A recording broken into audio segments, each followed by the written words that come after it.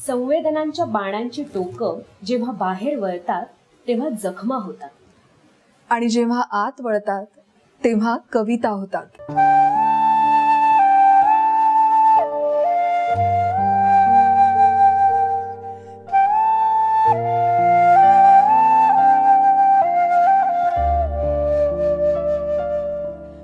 ओचे बांधून पहाट उठते तेव्हापासून झपाझप वावरत असतेस। कुरकुरणाऱ्या पाळण्यामधून दोन डोळे उमलू लागतात आणि मग इवल्या इवल्या मोदक मुठीतून तुझ्या स्तनांवर बाळसं चढते। उभे नेसून वावरत असतेस। तुझ्या पोतेराने म्हातारी चूल पुन्हा एकदा लाल होते।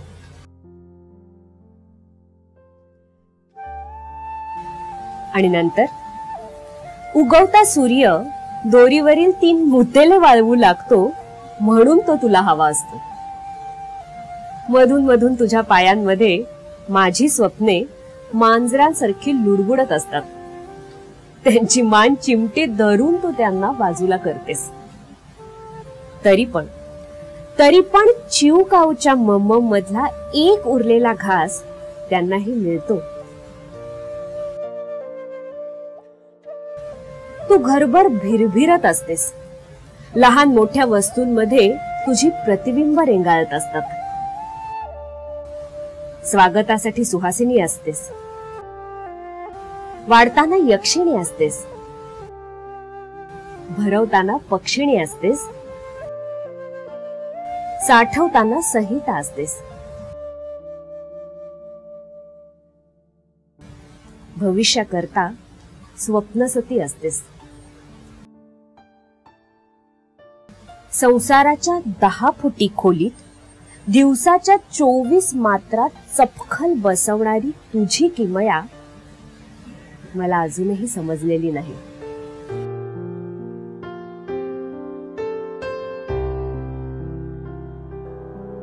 शर्वरी, मुळात नृत्याचा आणि कवितेचा खूप जवळचा संबंध आहे। म्हणजे तुम्ही रचना सादर करा, पद सादर करा किंवा अगदी बॉलिवूड मधली गाणी, मला असं वाटतं की तुम्ही त्या काव्याचा अर्थच प्रेक्षकांपर्यंत पोहोचवत असता। तर याविषयी तू काय सांगशील? नक्कीच त्याच्यातलं नृत्य ही अशी कला आहे की ज्याच्यामध्ये इतर सगळ्याच ललित कलांचा समावेश असं म्हटलं जातं। त्यामुळे साहित्य तर त्याच्यासाठी खूप महत्वाचं असतं। आणि माझ्या गुरु नेहमी या बाबतीत मला सांगायच्या की साहित्य निवडताना नृत्यासाठी जेव्हा साहित्य निवडायचं असतं त्यावेळेला असं पाहिजे की ज्याच्यामध्ये 2 शब्दांच्या मध्ये नृत्यांगनेला स्वतःचा कल्पनाविष्कार फुलवता आला पाहिजे। म्हणजे थोडंसं नृत्यासाठी म्हणून ते साहित्य अपूर्ण असेल तर जास्त छान। तुझे लाडके कवी असे कोणी आहेत का, किंवा तू जनरली सगळ्यांच्याच कविता वाचते? हा, म्हणजे मला असं एक कवी खूप लाडकेत असं सांगता येणार नाही। बऱ्याच लोकांच्या, बऱ्याच दिग्गज कवींच्या कविता वाचण्यात एक वेगळा आनंद मिळतो। मग त्या दिंडांच्या असतील, पाडगावकरांच्या असतील, कुसुमाग्रजांच्या असतील, आरती प्रभूंच्या कविता वाचताना मात्र मला खूप विचार करावा लागतो। त्या गूढ असतात, पण स्वतः जेव्हा वाचते त्यावेळेला असं वाटतं की त्याच्यासाठी एक वेगळा मूड, एक वेगळा टेम्परामेंट असेल तर त्या कविता जास्त चांगल्या प्रकारे भावू शकतात किंवा त्यातला अर्थ आपण समजून घेऊ शकतो। असं सहज जाता जाता वाचल्यासारख्या त्या, तो एक ठराव पाहिजे, निवांतपणा पाहिजे आणि असं एक आपण आपल्याशी संवाद साधताना त्या वाचाव्यात अशा कविता आहेत सगळ्याच। तुला एक कविता ऐकवायची, स्त्री विषयीच पण थोडी वेगळी आहे। म्हणजे आपल्याकडे एकदा लग्न झाल्यानंतर स्त्रीचं सगळ्याच जबाबदाऱ्या बदलतात। त्या जबाबदाऱ्यांना, प्रत्येक नात्याला ते महत्व देत देत ती निभावत असते। पण प्रत्येक स्त्रीच्या आयुष्यात असा एक क्षण येतो की वाटतं की अरे आपण आपल्यासाठी जगलो की नाही, आपण स्वतःसाठी कधी जगणार, असे एक आत्मशोध घेणारी अशी एक कविता आहे पद्मा गोळ्यांची। ती ऐकवते, तुला नक्की आवडेल। आणि त्या कवितेचं मला कौतुक आणि गंमत अशी वाटते की त्यांना जे मांडायचंय ते ठाम आहे, पण तरी अत्यंत संयत आणि सौम्य आहे। कवितेचं नाव आहे मी घरात आले। उंबऱ्यावरचं माप सांडून मी आत घरात आले। 2 डोळ्यातली ज्योत झाले, माझे डोळे खाली वळले। भुई म्हणाली तू माझी, भुई म्हणाली तू माझी, काढ केर स्वच्छ कर। मी म्हटलं खरंच गाई, केरसोणी झाले, रांगोळी झाली. चूल म्हणाली तू माझी, मी तिची लाकडं झाली. जात म्हणाल तू माझी, गहू झाले, ज्वारी झाली. उखळीतलं भात झाले, ताकातली रवी होऊन मथणीत नाचत राहिले. भिंत होऊन, छप्पर होऊन गुपित राखली, छिद्र झाकली. पणती वात तेल होऊन काने कोपरे उजळून टाकले. सून झाले, बायको झाले, आई झाले, सासू झाली. माझी मला हरवून बसली. सून झाले, बायको झाले, आई झाले, सासू झाले आणि माझी मला हरवून बसली. आता सोंग पुरी झाली, सारी ओझी जड झाली. आता सोंग पुरे झाली, सारी ओझी जड झाली. उतरून ठेवून आता तरी माझी मला शोधू दे. तुकडे तुकडे जमवू दे, विशाल काही पुजू दे. तुकडे तुकडे जमवू दे, विशाल काही पुजू दे. मोकळा श्वास घेऊ दे. श्वास दिला त्याचा ध्यास घेत घेत जाऊ दे. श्वास दिला त्याचा ध्यास घेत घेत जाऊ दे. वा, फारच सुंदर, काय फारच सुंदर. स्त्री हा विषय आहे तर अजून एक कविता ऐकवते. हो, अरुण कोलटकरांची वामांगी. वाव. वामांगी. देवळात गेलो होतो मध्ये, तिथे विठ्ठल काही दिसेना. देवळात गेलो होतो मध्ये, तिथे विठ्ठल काही दिसेना. रखमाई शेजारी नुसती वीट. मी म्हणालो राहिलं, रखमाई तर रखमाई, कुणाच्या तरी पायावर डोकं ठेवायचं. पायावर ठेवलेलं डोकं काढून घेतलं, आपल्यालाच पुढे मागे लागेल म्हणून. आणि जाता जाता सहज रखमाईला म्हणालो, विठू कुठे गेला, दिसत नाही. रखमाई म्हणाली, कुठे गेला म्हणजे? उभा नाही का माझ्या उजव्या अंगाला? मी परत पाहिलं खात्री करून घ्यायला आणि म्हणालो, तिथे कुणीही नाही. म्हणते, नाकासमोर बघण्यात जन्म गेला, नाकासमोर बघण्यात जन्म गेला. बाजूचं मला जरा कमीच दिसतं. दगडासारखी झाली मान, अगदी धरली बघ. इकडची तिकडं जरा होत नाही. कधी येतो, कधी जातो, कुठं जातो, काय करतो, मला काही माहित नाही. खांद्याला खांदा भिडवून नेहमीच बाजूला असेल विठू, म्हणून मी पण बावळटसारखी उभी राहिले. आषाढी कार्तिकीला इतके लोक येतात नेहमी, मला कधीच कसं कोणी सांगितलं नाही. आज एकदमच मला भेटायला धावून आलं 28 युगांचं एकटेपण. 28 युगांचं एकटेपण. हो, फार म्हणजे ही बघायला गेल्याबरोबर तर असं वाटतं की अरे छान हलकी फुलकी कविता आहे, पण या शेवटच्या 4 ओळी तुम्हाला फार, मला असं वाटतं की अनेक स्त्रियांचं अत्यंत हलक्या पद्धतीने मांडलं गेलेलं दुःख आहे, पण ते कितीतरी तीव्र आहे. आणि लग्न हे खरं 2 जीवांनी एकत्र जगावं, एकत्र ग्रो व्हावं, वाढावं अशी अपेक्षा असते, पण ते प्रत्येक नात्यात घडतं असं नाही. किंवा कधी कधी नात्यांमध्ये चढ उतार येतात, अशाही वेळेला तो एकटेपणा जाणवत राहतो. तो फक्त स्त्रीलाच जाणवतो असं नाही, कधी कधी तो पुरुषालाही जाणवत असेल. किंवा हा एकटेपणा इतरही नात्यांमध्ये आपल्याला कधीतरी जाणवतो, की मैत्रीतही कधीतरी कम्युनिकेशन हरवलं, संवाद हरवला की तो एकटेपणा जाणवतो. आणि it's a part of life. पण मी बघते की आता या निमित्ताने अनेक कविता वाचताना अनेक कवितांच्या मुळाशी एकटेपण आहे, किंवा ते कवितेची इन्स्पिरेशन आहे, प्रेरणा आहे एकटेपणा अनेक कवींच्या. हे मला हे कविता वाचताना जाणवतं. अशीच एक कविता आहे संजीवनी बोकिलांची, ती मी तुला ऐकवते. पण ह्या एकटेपणाकडे बघण्याचा त्यांचा दृष्टिकोन वेगळा आहे, तर त्यातनं पॉझिटिव्हिटी त्या शोधतात. तुला ऐकवते. कवितेचं नाव आहे तुझी तू रहा.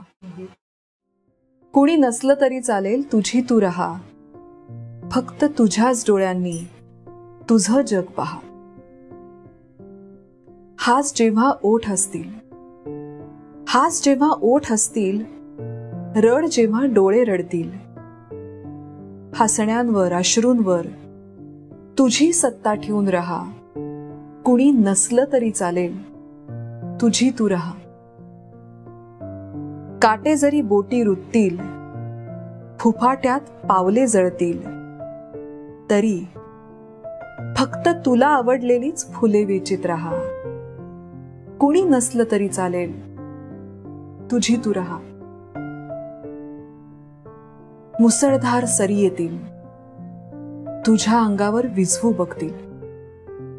मुसळधार सरी येतील, तुझ्या अंगावर विझवू बघतील. विझणाऱ्या ठिणगीवर हुंकर घालीत राहा. कुणी नसलं तरी चालेल, तुझी तू राहा.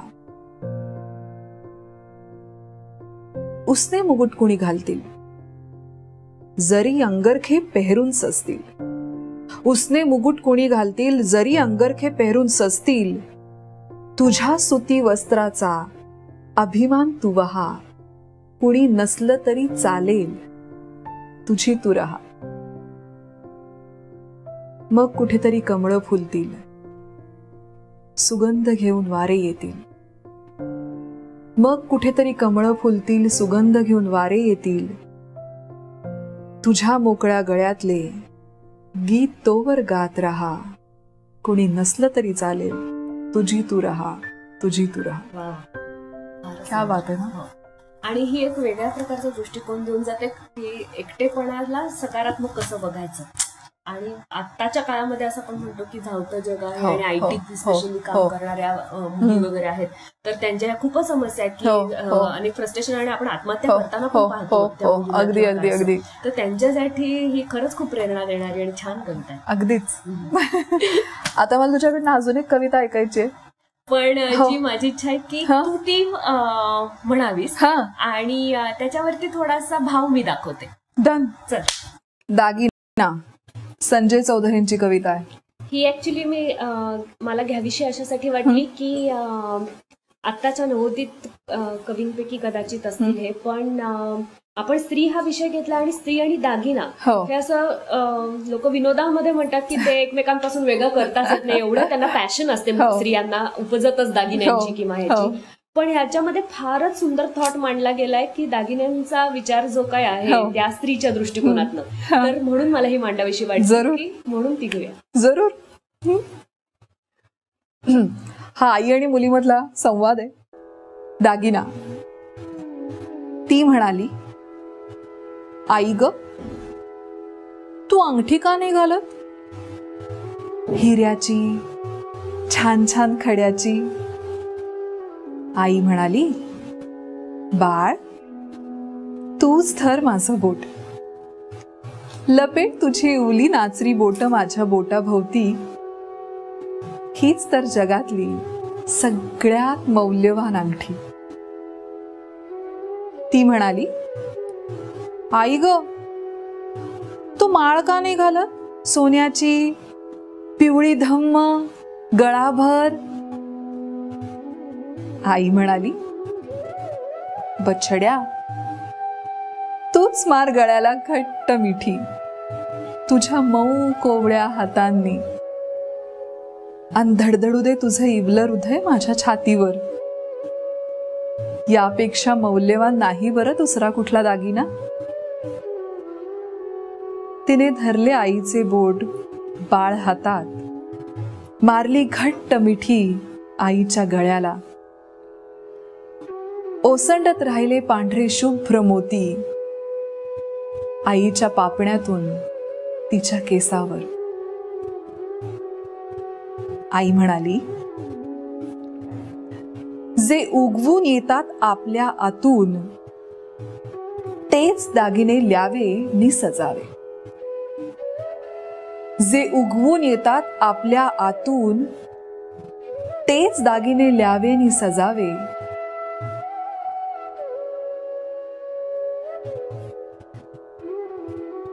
दुसऱ्या झाडाची फुलं माळून एखादं झाड सजल्याचं एकही उदाहरण विश्वाच्या इतिहासात नाही. दुसऱ्या झाडाची फुलं माळून एखादे झाड सजल्याचं एकही उदाहरण विश्वाच्या इतिहासात नाही, विश्वाच्या इतिहासात नाही. शर्वरी, फारच अप्रतिम कविता निवडल्या होत्यास तू आणि ऐकायलाही खूप मजा आली. पण त्याच विषयातल्या तुझ्या कविता ऐकताना मलाही तेवढीच मजा आली. थँक्यू. आणि अजून महत्वाचं म्हणजे तू त्याचं जे विश्लेषण केलंस किंवा त्याच्यावर जो अभिनय सादर केलास तो मला पाहत राहावासा वाटत होता, इतका अमेझिंग होता. थँक्यू. थँक्यू. आणि आमच्याकडनं छोटीशी भेट. किती सुंदर. वाव. अशा अनेकांना आपण भेटत राहणार आहोत ज्यांचं कवितेवर प्रेम आहे. तुम्हीही कवितेवर प्रेम करत असाल आणि असे एपिसोड तुम्हाला अजून पाहायचे असतील तर जरूर सबस्क्राईब करा कवितेचं पान.